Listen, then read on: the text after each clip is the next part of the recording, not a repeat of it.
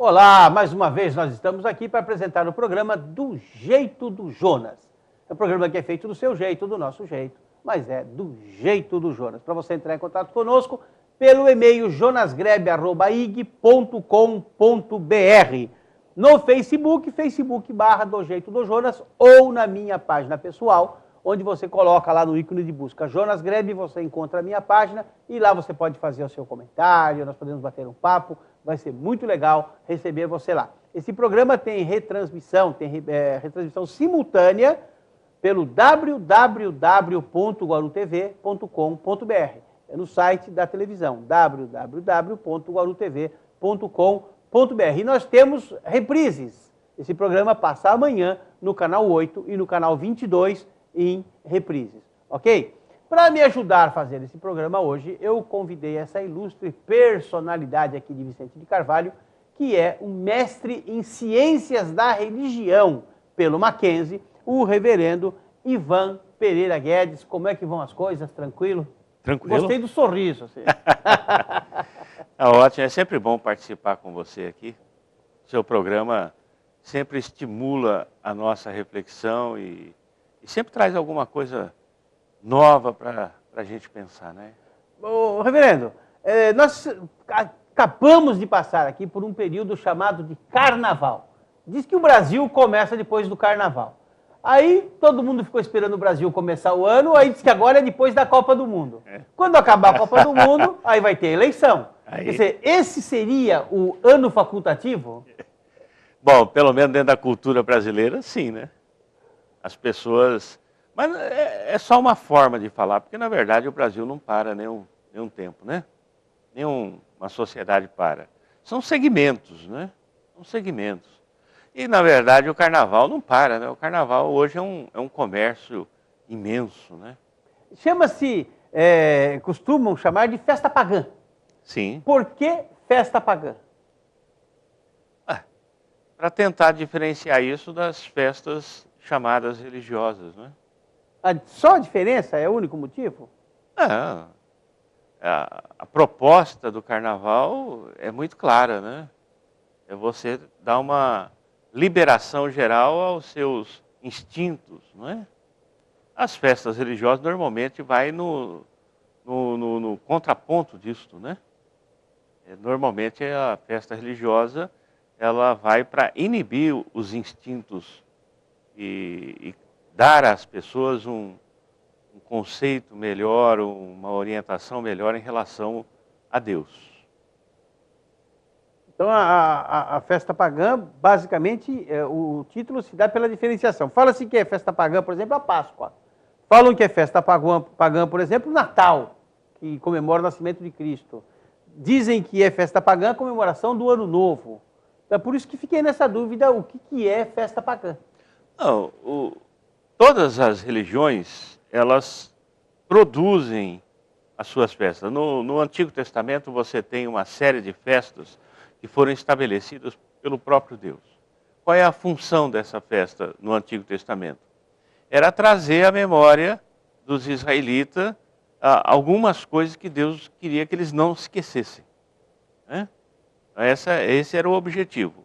A maior dessas festas é a festa da Páscoa, que marca a saída do povo de Israel do Egito, né? Então, todas as vezes que se comemorava a festa da Páscoa, trazia-se à memória do povo a saída do Egito. Então não tem como chamar a Páscoa de festa pagã? Não é. A Páscoa judaica, né? Sim. A Páscoa cristã é uma versão da Páscoa judaica, só que se aquele cordeiro da festa judaica era um tipo representativo do Messias que haveria de vir, né? E nós entendemos, à luz do Novo Testamento, que esse cordeiro do Antigo Testamento é Jesus, quando ele morre lá na cruz, o que o cristianismo fez? Revestiu a Páscoa desse significado da morte e ressurreição de Jesus. Se outras religiões tinham festas que eram semelhantes, é normal isso, né? O Israel está aqui, cercado por civilizações cananitas. Todas elas tinham suas festas. A festa judaica tinha objetivos muito claros, estabelecidos na palavra de Deus. Não é? Você vai dizer que nenhum momento da festa da Páscoa tinha qualquer semelhança com qualquer outra festa religiosa dos cananitas? Tinha, evidente. Agora, o objetivo deles era um, o objetivo de Israel era outro. O que acontecia com Israel é que se misturavam. Eles achavam que a festa deles não tinha tanta purpurina, e aí eles iam na festa dos outros. E aí Deus tratava com eles. Agora, o Natal... Seria mais ou menos hoje, como, por exemplo, se tiver uma festa lá no São Paulo Futebol Clube, e a torcida do Corinthians fala, vamos lá que tem festa. Dá um rolo tremendo. Não, só que lá você era bem-vindo, né? Não é? Mas, entenda bem.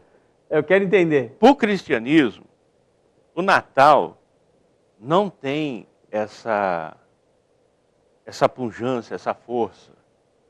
Não é? Porque os primeiros cristãos são judeus. Eles ainda têm muito da cultura e da religião judaica. Na medida em que o cristianismo vai caminhando na história, ele vai se desconectando do judaísmo. E aí, então, em algum momento, a igreja entende que precisava também estabelecer um calendário. Você tem um calendário religioso. A igreja católica segue isso, as igrejas episcopais seguem isso, né? A igreja luterana segue o calendário religioso. E comemora o quê? A ressurreição, a Páscoa, né? Aí você tem o Pentecoste, você tem vários momentos durante o ano. Por que se faz isso? Para trazer à memória do povo o significado dessas verdades. Vamos pensar no cristianismo sem a Semana da Paixão. Vamos pensar o cristianismo sem o Natal. Quando se chora na sexta-feira e se comemora no domingo. Não é? Vamos pensar o cristianismo sem o Natal.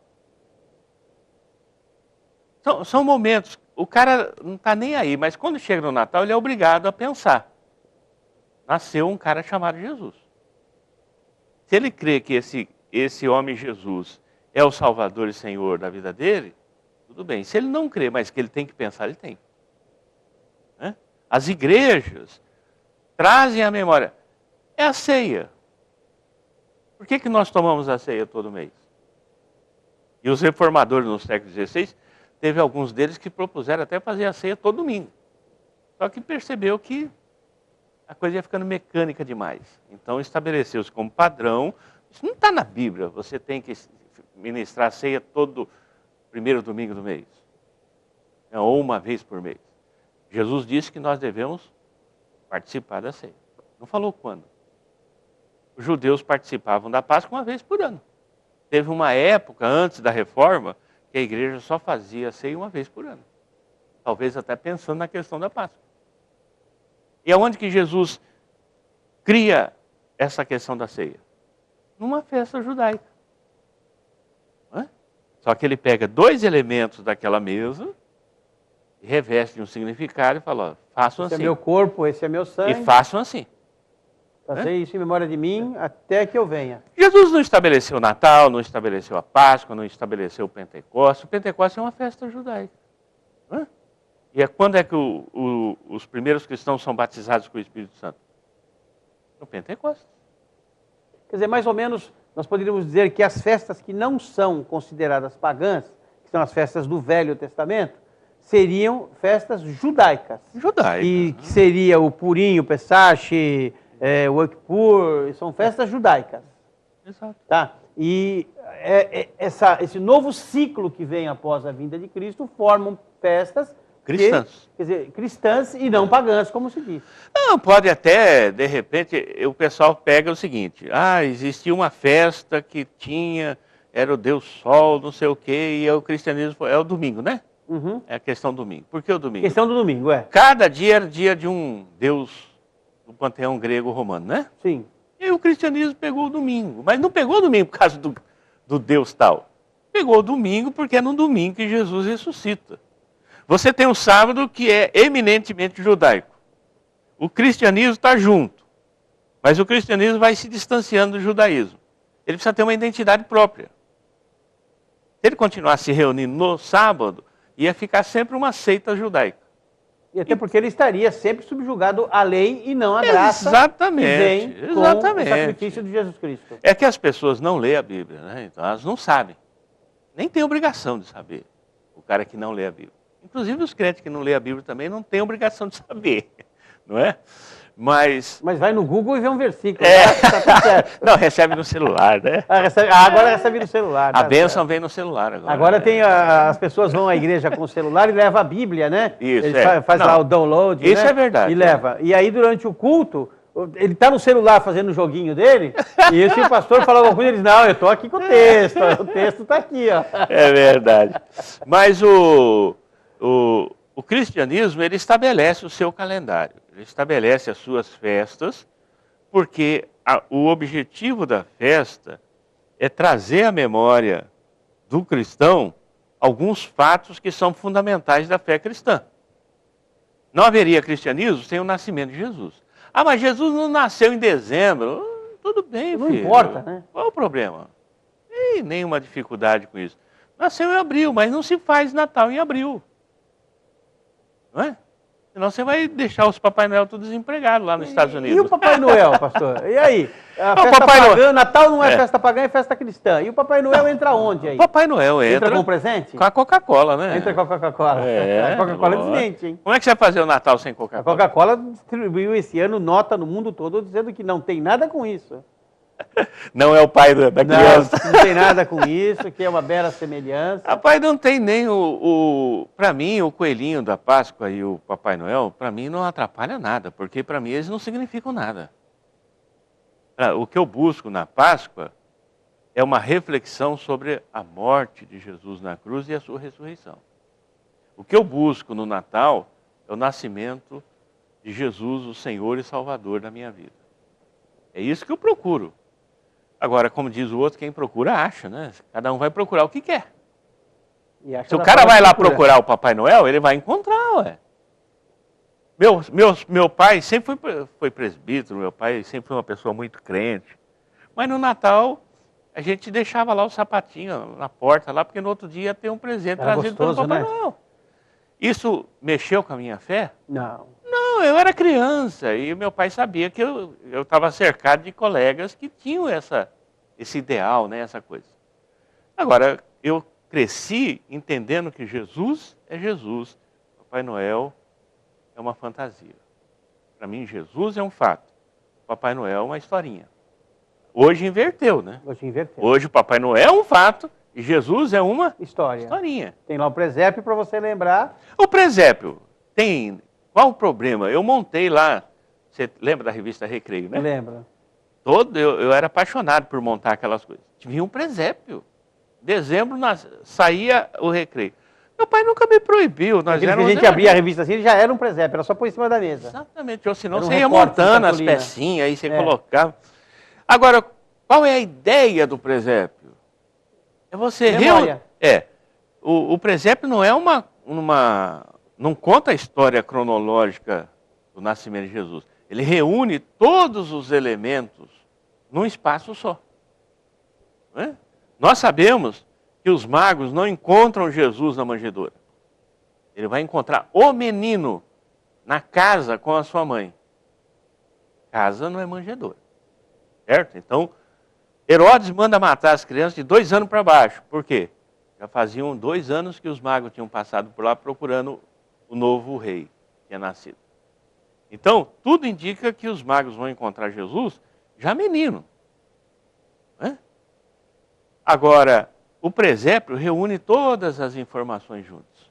Então, é bonito você ver lá Maria, o José, o menino Jesus na manjedoura, os magos, os pastores, os anjos. Quando o senhor me falou que Herodes já estava procurando um novo rei para poder tirar ele da linha de sucessão, eu me lembrei de uma cidade obviamente fictícia, em que quando aparece alguém assim com possibilidades políticas, eles também já começam Não, não. Mas é fictício. Fictício. Né? Não tem nada a ver com... Mas quando começa a aparecer, despontar assim, uma personalidade diferente e tal, já começa o Herodes... Tem praia nessa cidade fictícia?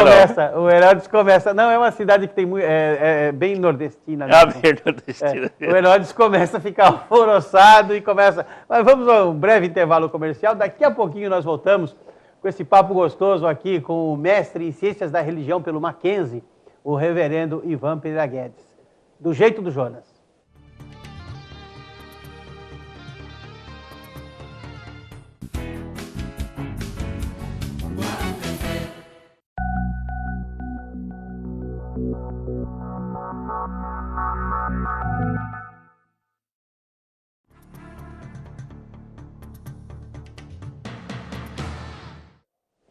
Programa do Jeito do Jonas, voltando para o segundo e último bloco, para você entrar em contato conosco pelo e-mail jonasgrebe@ig.com.br. Eu quero agradecer a todo mundo que tem mandado e-mail, eu estou respondendo um a um, todos os e-mails. Esse final de semana eu respondi mais de 30.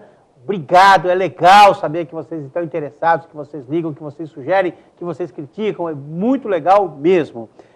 No Facebook, Facebook/Do Jeito do Jonas, na minha página pessoal, é só colocar lá, Jonas Grebe, você vai encontrar a minha página, faz seu comentário, vai ser muito legal receber você lá. Nós temos transmissão simultânea desse programa, você está assistindo agora no Canal 7, também está passando simultaneamente no site www.guarutv.com.br. E nós temos reprises no Canal 8 e no Canal 22, amanhã, deste mesmo programa, ok? Estou aqui conversando com o reverendo Ivan e quero dizer, voltar ao carnaval. Voltar ao carnaval. Voltar ao carnaval. Você gosta mesmo do carnaval? Não, porque nós acabamos de sair do carnaval, foi na semana passada, e eu quero entender a relação do carnaval, porque uma coisa que nós mais ouvimos o carnaval é uma festa religiosa, tanto que ela está no calendário, é a partir dela que se marca a Páscoa, daqui a 40 dias, né? A Páscoa sempre é 40 dias depois da terça-feira de carnaval. Então passa a ser um feriado religioso. E qual é essa simbiose, qual é essa ligação? Talvez lá na origem do carnaval possa ter tido essa conotação religiosa, né? Faz parte do calendário religioso. Mas ela é uma festa totalmente distinta hoje de qualquer aspecto religioso, né? É o que se chama de festa popular, não é? De festa voltada realmente para outros conceitos, outras ideias, né? Que a religião passa muito longe. Reverendo, foi feita uma proposta para que o carnaval fosse sempre na última semana de fevereiro, pegando a primeira semana de março, sempre. Então a última sexta-feira de fevereiro seria a sexta-feira de carnaval e o sábado já seria março, né? A última sexta-feira fosse o dia que fosse, podia ser dia 28, dia 29, quando tem, poderia ser dia 27, a última sexta-feira e avançaria março. Por que isso? Porque você ficaria com o comércio, com tudo já preparado para todo ano naquela época ser feriado de carnaval. Não foi aprovado porque a igreja se manifestou dizendo que fazia parte do calendário religioso, a igreja oficial, ok? Então, daí para frente, eu comecei a pesquisar isso e vi que realmente faz parte do calendário religioso, tanto que a Páscoa é marcada a partir do carnaval. Eu não sei aonde que o cara encontra essa ligação, né? Eu acho que seria salutar, inclusive, desconectar essas duas coisas. E se colocar uma data fixa. Porque se você quer pegar a quarta-feira... Qual o problema de ter a quarta-feira de cinza sem o carnaval? Nenhum. Porque na Igreja Católica Romana, a quarta-feira de cinza marca o início da quaresma. Que são os 40 dias de expiação. Certo? Onde você chega na Páscoa. Exatamente. Então, é religioso. Então, mas isso tem nada a ver com o carnaval, meu filho. Mas só tem quarta-feira de cinza porque tem carnaval, pastor. Não. O carnaval, é que nem eu falei, talvez lá no início houvesse alguma manifestação popular relacionada a isso. Mas o carnaval hoje é uma coisa totalmente distinta. Não, mas estamos falando historicamente da marcação da data. Agora a Igreja Católica querer manter o carnaval porque tem uma conotação religiosa é uma interpretação muito inocente, vamos dizer assim, né, do negócio. Tá? Porque o calendário cristão não tem nada a ver com o carnaval. A igreja presbiteriana, por exemplo, ela não segue o calendário cristão. As igrejas evangélicas, de uma forma geral, não seguem. As conservadoras, pelo menos. Não é? Não, nem as neopentecostais também, nem sabem que isso existe. Mas as igrejas mais próximas do catolicismo seguem. E não é ruim. Não é ruim. Tá? Não é ruim. Porque você faz a leitura bíblica dos evangelhos todo ano nessas igrejas. Porque ela tem uma leitura diária dos evangelhos, das epístolas, etc. Tudo isso é muito bom para fixar na cabeça das pessoas esses conceitos, né? Esses momentos específicos da história do cristianismo, que não tem nada a ver com o carnaval em si. O carnaval hoje é uma festa... Uma manifestação cultural, seria? Não, ele se expõe.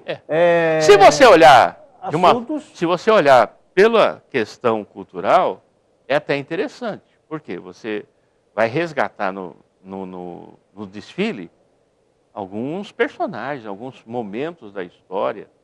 Né? Acho que agora foi o Ayrton Senna, não foi? Teve o Ayrton Senna no Rio de Janeiro, teve a questão do Boni, os artistas da Globo, todos ali. Aliás, foram para 7º lugar, né? Não deu certo. O Nilópolis achou que comemoraria a vitória, levando toda a equipe da Globo para a Avenida, ficaram em 7º lugar. Então. E a Beija-Flor sempre ganha, né? Dessa vez não deu certo, não. E aí, só que a coisa extrapola a cultura, extrapola qualquer outra esfera, né? O pessoal aproveita o carnaval para, né, como diria o Ney Matogrosso, não há pecado debaixo do Equador, não é? Então, nesses dias de carnaval não há conceitos morais sustentáveis. Tá. Não é? Eu acho que, não sei se você chegou a ver, mas talvez um pouco antes, o que era o carnaval em São Paulo? Era um desfile de carros, as pessoas enfeitavam os seus carros e faziam década um desfile. De 40, né, pastor? Década de 40. Aí você vai dizer que era uma festa popular. Mas agora você vai dizer que no salão de baile daquela época não tinha as orgias que tem hoje? Tinha. Sempre teve. Tinha. Sempre teve. Entendeu? Os velhos falavam que se meia-noite você olhasse pelo buraco da fechadura de um baile de carnaval, você ia ver os homens com rabo e chifre. Exato. Falavam isso. Eu nunca olhei. Não sei. A igreja cristã sempre olhou o carnaval com um olhar crítico, por causa dessa devassa, né? Da coisa devassa. Dessa coisa totalmente esquisita, não é? Não pode mais falar devassa porque agora é marca de cerveja. Mas não deixa de ser devassa, né? Agora, você querer conectar, que nem você falou agora, eu não tinha conhecimento desse debate, eu acho que seria salutar para a igreja, essa, sabe? Dicotomia. Desconectar o carnaval de qualquer... calendário religioso. Porque quando você coloca a religião no carnaval, de certa forma você está endossando o carnaval. Porque aí você vê que tem um segmento. Você tem o carnaval, você tem a quarta-feira de cinzas, ali você começa a contar o prazo de 40 dias para Páscoa. Então você tem Mas não tem nada a ver isso. Não tem nada a ver. Até porque o carnaval também... Porque o carnaval em Veneza, há 300, 400, 500 anos atrás, já era comemorado. O carnaval também não é tão nosso assim, não. Não, vem de Veneza 500 Como anos o futebol atrás. também não é nosso, apesar de nós ser também. pentacampeão, Por isso né? que nós dissemos que é o esporte bretão, né? Não é? Falar em futebol, viu? 4-1 ontem, crise no Santos. Crise no Santos, porque está acostumado a ganhar de 5 de todo mundo, ganhou só de 4, já deu crise. Essa humildade do santista me espanta, rapaz. Então, você vê que o próprio carnaval, ele também não é necessariamente nosso. Pastor, estamos falando de festa. Aniversário. Existem segmentos que diz que é pecado comemorar o aniversário. Salomão, num dos salmos mais lindos que tem na Bíblia, ele diz a Deus, ensina-me a contar os meus dias. Quer dizer, quando você pede a Deus para ensinar a contar os seus dias e você começa a contar por ano, não pode ser pecado. Mas há quem diga. E quando você vê esse... E é tão bonito, eu acho tão bonito o aniversário. Vamos pensar nossa vida sem aniversário. O aniversário, você está terminando um ciclo e você começa um novo ciclo. É um recomeço. Então você tem a oportunidade de repensar o que aconteceu com a sua vida até aqui E se você entender que precisa fazer mudanças, é um momento que você tem de implementar essas Até uma mudanças. certa idade, né, doutor? Depois você chega passando dos 60, não começa mais nada. Não, mas aí é que está, Jonas. Aí é que está a beleza do negócio. Com 60 anos, você vai implementar mudanças fundamentadas na sua maturidade. Que são as mudanças melhores que a gente implementa na nossa vida. Com 15 anos, você vai implementar mudança do quê? Só se for o corte de cabelo. Só. Não é? Ou fazer uma tatuagem. Não é? Ou que não são as melhores escolhas. Você há de ouvir, né? São péssimas. Não é? Ou no caso das meninas, aí vai perder a virgindade. Colocar né? uma argola no nariz, assim, fura e coloca uma argola, fala, agora eu sou maduro. E aí, no caso dos meninos e das meninas, infelizmente, hoje é perder a virgindade, né? E são escolhas horríveis, né? Porque vai trazer sequelas para a vida dela. Quer dizer, quanto mais cedo você começa a sua vida sexual, melhor não vai ficar, pode ter certeza. Né? E aí você tem esse bando de meninas, todas grávidas aí. Né? Algumas, que é triste, né? Algumas sabem quem é os pais e outras nem sabem quem é o pai, né? Aí vai no ratinho. Vai no ratinho e outros, né? No Bolsa Família e vai por aí afora, né? Mas o aniversário eu acho uma coisa tão bonita, né? Uma coisa de você poder maturar, de você poder falar, poxa vida, como é que foi esse ano da minha vida? Aí você começar um novo ciclo com talvez novas propostas. E as festas juninas, pastor? Eu sempre gostei das festas juninas, apesar de ser evangélico. E também a festa junina era apenas para trazer. Só que o catolicismo, ele cisma de colocar os apóstolos lá como santo, né? Intermediário. A gente São sabe, João, São Pedro, a gente Santo sabe Antônio. na Bíblia não há base para isso, né? A Bíblia diz que só há um mediador entre nós e Deus, que é Jesus Cristo. Eu conheço São João e São Pedro. O Santo Antônio eu não me lembro. O Santo Antônio, tadinho. De onde ele vem, não me lembro. Mas é o casamenteiro. É para fazer o casamento, tá certo. Mas são festas muito bonitas. Principalmente no Nordeste, né? E nunca atrapalhou a minha fé em Jesus, não. Até porque eu entendo que eles eram pessoas. Se fizeram algo meritório, né? Algo que realmente... O São Pedro a gente conhece, que é o Pedro da Bíblia, né? O São João também. Mas outros são personagens que surgiram dentro do cristianismo. Né? Para mim, o Machado de Assis é uma pessoa fantástica. Agora, ele não é santo. Né? Como a Maria também é uma pessoa extraordinária. Né? E a Bíblia diz que entre todas as mulheres, ela é a bem-aventurada. A mais bem-aventurada. Né? Mas ela não é santa, né? O problema da Igreja Católica não é enaltecer as figuras, os personagens do cristianismo ou da Bíblia. É revesti-los de uma função para o qual eles não foram colocados. Né? Nunca, em nenhum momento, em nenhum versículo da Bíblia, você está dizendo que eles têm qualquer autoridade ou qualquer poder de mediar a sua oração, o seu pedido. Não existe lobby no céu, né? Pastor, para encerrar, Halloween. Tá pegando, hein? No Brasil, devagarinho, a cultura estrangeira. Tá. Tudo que não presta, pega fácil, né? O Halloween é o carnaval americano, né? É o carnaval americano. Boa definição. É a festa deles, que já veio da Europa, inclusive. São aquelas historinhas que o Walt Disney revestiu de uma infantilidade muito grande, porque o público dele era muito infantil, não poderia suportar a história do jeito que os irmãos Grimm escreveram. Então ele infantiliza isso, né? Mas que nos Estados Unidos é muito forte, né?